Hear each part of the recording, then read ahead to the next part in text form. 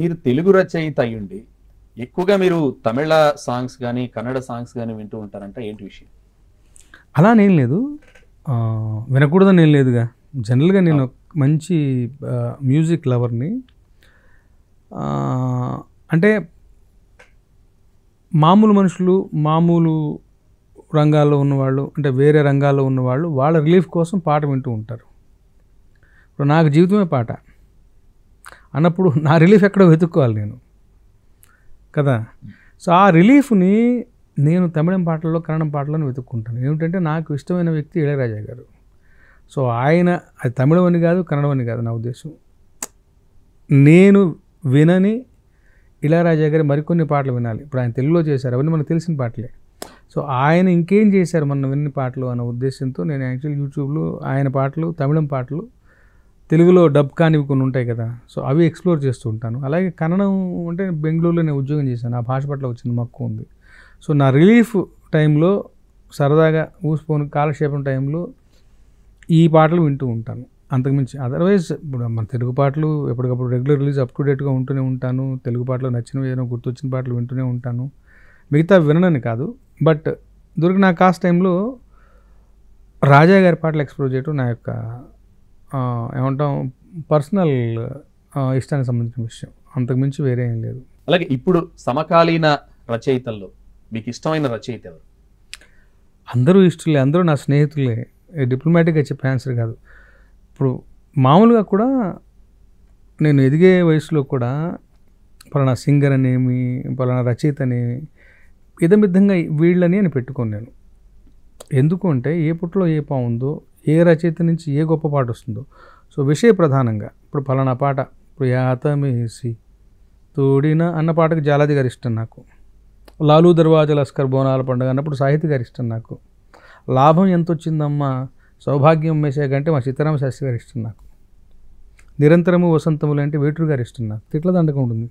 అలాంటి ఒక కలర్లో చూసి నాకు జొన్నవతులు గారి ఇష్టం కదా. సో ఇప్పటికి ఇంకా నా వయసు అంటే మా భాస్కర్ భట్ల అనే ఇష్టం నాకు. సో అలాగే ఎవరో నన్ను వెనక నుండి తోస్తున్నారా అన్న ఒక ప్రయోగం ఉంటుంది.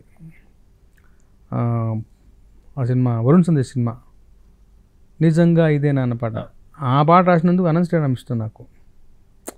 సో చంద్రబోసు గారు అయితే అసలు అదేం పాట, రాముని నేడే జానకి మేడ, ఆ ఎక్స్ప్రెషన్ నేను ఎప్పుడు అప్పటికి నేను ఇండస్ట్రీకి రాలేదు, అప్పటి నుంచి నాకు ఆయన ఇష్టడు.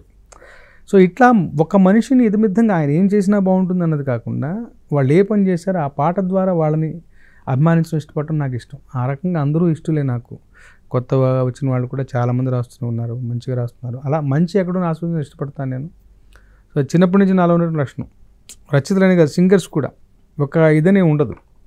సో ఎక్కడ ఎవరి గొంతులు ఏ పాట బాగా ధ్వనిస్తుంది అట్లా నేను నా ఆలోచన విధానం అలా ఉంటుంది. సో అదే క్రమంలో సమకాలీనని కాదు, వెనకటి వాళ్ళని కాదు, పాటలు ఆత్రేయ గారిని చెప్పుకోకపోతే నవ్వినా ఏడ్చినా కన్నీళ్ళే వస్తాయని ఎక్స్ప్రెషన్ ఫ్లాట్ ఆత్రేయ గారు. ఆ తర్వాత ఇంకొక ఉంటుంది, గడ్డి మేసి ఆవు పాలిస్తుంది, పాలు తాగి మనిషి విషం అవుతాడు, అది గడ్డి గొప్పతనమా, ఇది పాల దోషగుణమా అంటాడు ఆయన. ఒక చూనుకు రాసే పాటలో అంతటి గొప్ప ఫిలాసఫీని పొందుపరచడం మామూలు విషయం కాదు. నువ్వేంటి, నువ్వు చేసిన తప్పేంటి, ముళ్ళు నదులు అరిటాకు శిక్ష మాట్లాడుకున్నట్టు ఉంటుంది ఆ పాట కదా. మౌనమని భాష పదం కూడా అది మాట్లాడినట్టు ఉంటుంది, బట్ అంతరార్థం నిగూఢంగా ఉంటుంది. మనసున్న మనిషికి అంతే కదా, మనసే మనిషికి తీరని శిక్ష, మనసు ఉండటమే శిక్ష అన్నాడు. అసలు అయిపోయింది అక్కడికి. సో అలా భావాలని బట్టి వాటి పొందు విధానాన్ని బట్టి వాటికి నేను ఫ్యాన్గా ఉంటాను. అలా అందరినీ ఇష్టపడతాను. అందరూ మహామహులే ఒక్కొక్కరి నుంచి. పైగా ఎంతెందుకు ముఖే సరస్వతి అన్నారు అంతే. ఏ వ్యక్తి నుంచి ఎలాంటి ఒక ఆయన ఏం తపస్సు చేసి అమ్మవారిని ఏం వేడుకొని తీసుకొచ్చి ఇక్కడ పొందుపరిచాడో, సో ఏదైనా కానీ గొప్పే కదా.